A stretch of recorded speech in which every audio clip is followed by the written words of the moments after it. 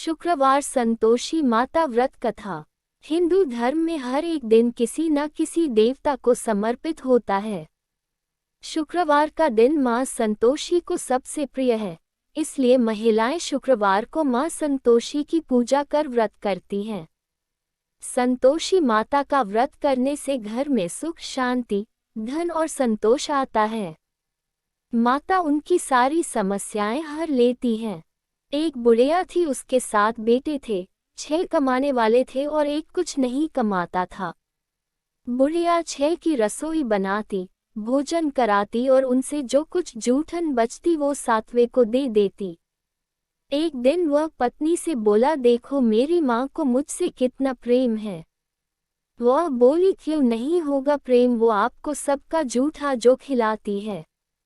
वो बोला, ऐसा नहीं हो सकता, जब तक मैं अपनी आंखों से न देख लूं मैं नहीं मान सकता। कुछ दिन बाद त्योहार आया, घर में 7 प्रकार का भोजन और लड्डू बने। वह जांचने के लिए सिर दर्द का बहाना कर पतला वस्त्र सिर पर ओढ़े रसोई घर में सो गया। वह कपड़े में से सब देखता रहा। सब भाई भोजन करने आए। उसने देखा माँ ने उनके लिए सुंदर आसन बिछाया, हर प्रकार का भोजन रखा और उन्हें बुलाया। वह देखता रहा। जब सारे भाई भोजन करके उठे तो माँ ने उनकी जूठी थालियों से लड्डू के टुकड़े उठाकर एक लड्डू बनाया। जूठन साफ करके बुढ़िया माँ ने उसे पुकारा, बेटा 6 भाई भोजन कर गए, तू कब खाएगा। वो कहने लगा, माँ मुझे भोजन नहीं करना, मैं प्रदेश जा रहा हूँ। माँ ने बोला, कल जाता हुआ आज ही चला जा। वो बोला, आज ही जा रहा हूँ। ये कहकर वह घर से निकल गया। चलते समय पत्नी की याद आ गई। वह गौशाला में कंडे उपले थाप रही थी। वह जाकर बोला, हम जावे प्रदेश आवेंगे कुछ काल, तुम रहियो संतोष से धर्म अपनो पाल। वह बोली, जाओ पिया आनंद से हमारो सोच हटाए, राम भरोसे हम रहे ईश्वर तुम्हें सहाय। 2 निशानी आपन देख धरूं मैं धीर, सुधी मति हमारी बिसारियो रखियो मन गंभीर। वह बोला, मेरे पास तो कुछ नहीं, यह अंगूठी है सो ले और अपनी कुछ निशानी मुझे दे।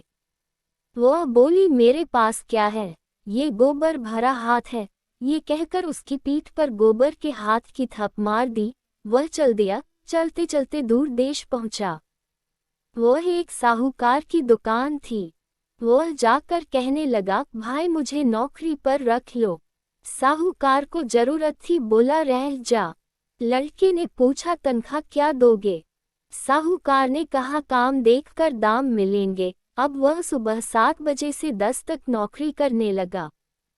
कुछ दिनों में वो सारा काम अच्छे से करने लगा। सेठ ने काम देखकर उसे आधे मुनाफे का हिस्सेदार बना दिया। वह कुछ वर्षों में बहुत बड़ा सेठ बन गया और मालिक सारा कारोबार उस पर छोड़कर चला गया। उधर उसकी पत्नी को सास ससुर दुख देने लगे। सारा घर का काम करवाकर उसको लकड़ियां लेकर जंगल में भेजते थे। घर में आटे से जो भी भूसी निकलती उसकी रोटी बनाकर रख दी जाती और फूटे नारियल की नारेली में पानी। एक दिन वह लकड़ी लेने जा रही थी। रास्ते में बहुत सी महिलाएं संतोषी माता का व्रत करती दिखाई देती हैं।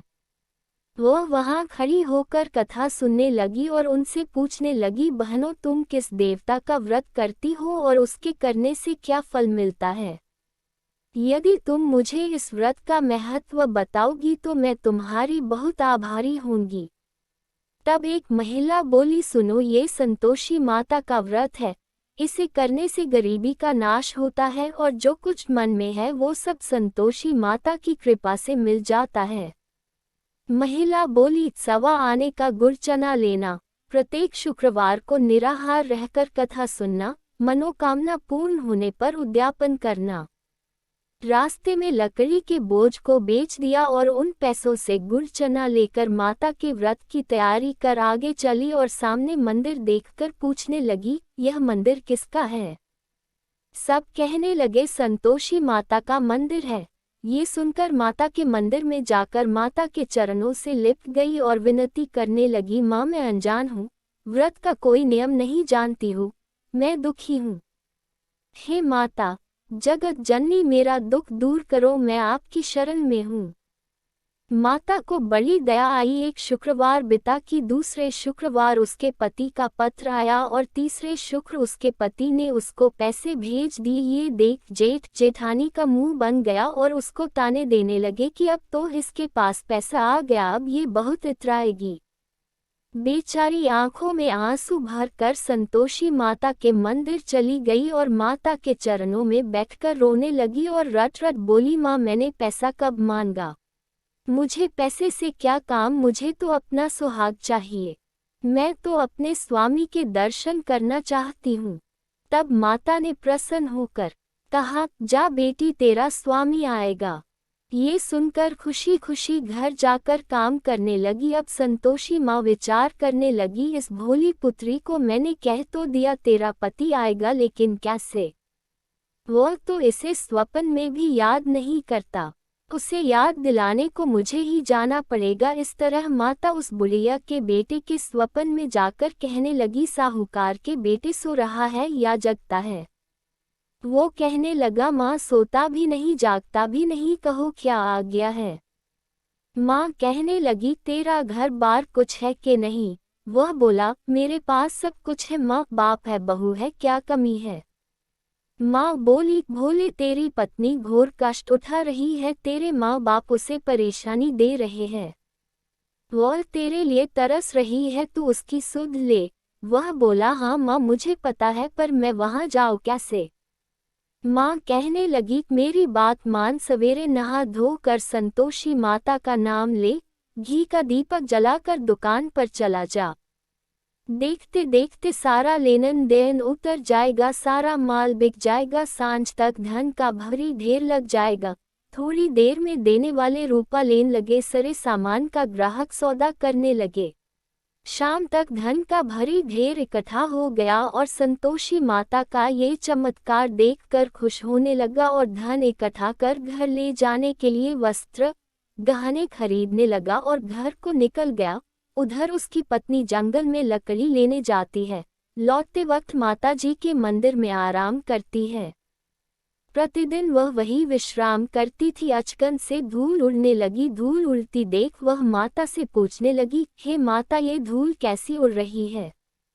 हे पुत्री तेरा पति आ रहा है, अब तू ऐसा कर, लकड़ी के 3 ढेर तैयार कर, एक एक नदी के किनारे रख और दूसरा मेरे मंदिर में रख और तीसरा अपने सर पर। तेरे पति को लकड़ियों का गट्ठा देख तेरे लिए मोह पैदा होगा, वही यहाँ रुकेगा, नाश्ता पानी खाकर माँ से मिलने जाएगा। तब तू लकड़ियों का बोझ उठाकर चौक पर जाना और गट्ठा नीचे रखकर जोर से आवाज लगाना, लो सासू जी लकड़ियों का गट्ठा लो, भूसी की रोटी दो, नारियल के खेपड़े में पानी दो, आज मेहमान कौन आया है। माता जी से अच्छा कहकर जैसा माँ ने कहा वैसा करने लगी। इतने में मुसाफिर आ गए। सूखी लकड़ी देख उनकी इच्छा हुई कि हम यही आराम करें और भोजन बनाकर खा पीकर गांव जाएं। आराम करके गांव को चले गए। उसी समय सिर पर लकड़ी का गट्ठर लिए वह आती है, लकड़ियों का बोझ आंगन में उतारकर जोर से आवाज लगाती है, लो सासू जी लकड़ियों का गट्ठर लो, भूसी की रोटी दो, आज मेहमान कौन आया है।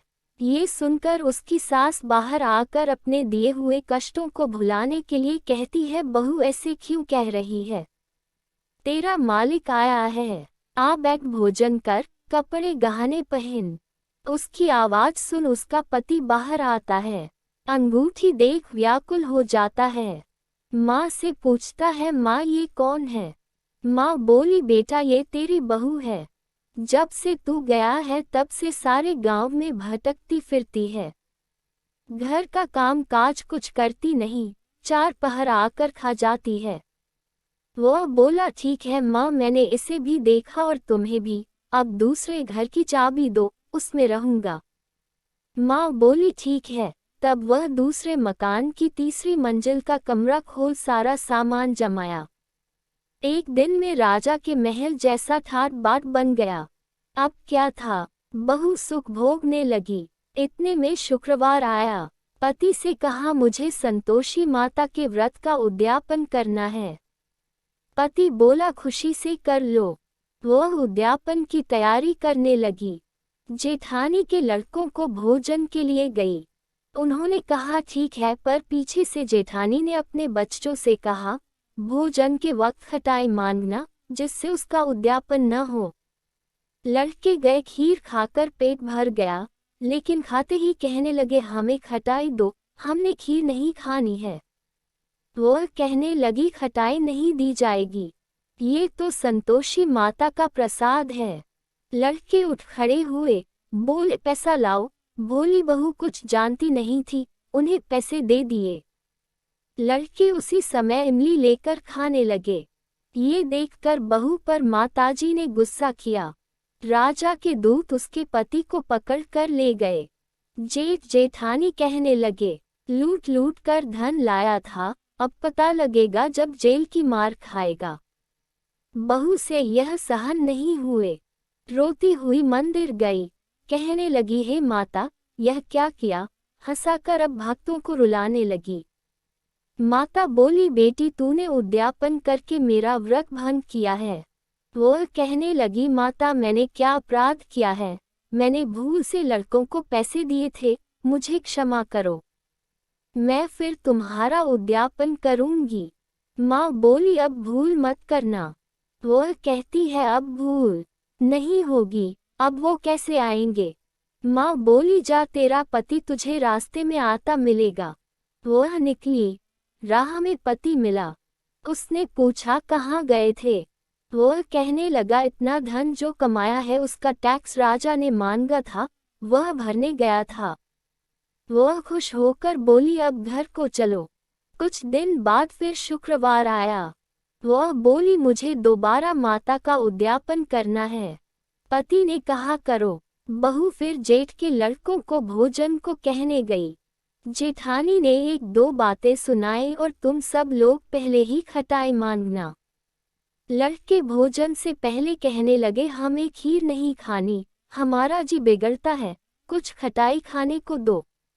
वह बोली खटाई किसी को नहीं मिलेगी, आना हो तो आओ। वह ब्राह्मण के लड़के लाकर भोजन कराने लगी। दक्षिणा की जगह उनको एक एक फल दिया। संतोषी माता प्रसन्न हुई। माता की कृपा हुई। 9वें मास में उसे सुंदर पुत्र प्राप्त हुआ। पुत्र को पाकर प्रतिदिन माता जी के मंदिर को जाने लगी। माँ ने सोचा ये रोज आती है, आज क्यों न इसके घर चलूं। यह विचार कर माता ने भयानक रूप बनाया। गुड़ चने से सना मुख, ऊपर सूंड के समान होठ, उस पर मक्खियां भिन भिन कर रही थी। देहली पर पैर रखते ही उसकी सास चिल्लाई देखो रे, कोई चुड़ैल चली आ रही है, लड़कों इसे निकालो नहीं तो किसी को खा जाएगी। लड़के भगाने लगे, चिल्लाकर खिड़की बंद करने लगे। बहू रोशनदान में से देख रही थी, खुशी से चिल्लाने लगी आज मेरी माता जी मेरे घर आई है। वह बच्चे को दूध पीने से हटाती है। इतने में सास को क्रोध आ गया। वह बोली क्या हुआ है। बच्चे को पटक दिया। इतने में माँ के प्रताप से लड़के ही लड़के नजर आने लगे। वह बोली माँ मैं जिसका व्रत करती हूँ ये संतोषी माता है। सबने माता जी के चरण पकड़ लिए और विनती कर कहने लगे हे माता, हम नादान हैं, तुम्हारा व्रत भंग कर हमने बड़ा अपराध किया है, माता आप हमारा अपराध क्षमा करो। इस प्रकार माता प्रसन्न हुई। बहू को प्रसन्न हो जैसा फल दिया वैसा माता सबको दे, जो पड़े उसका मनोरथ पूर्ण हो। बोलो संतोषी माता की जय।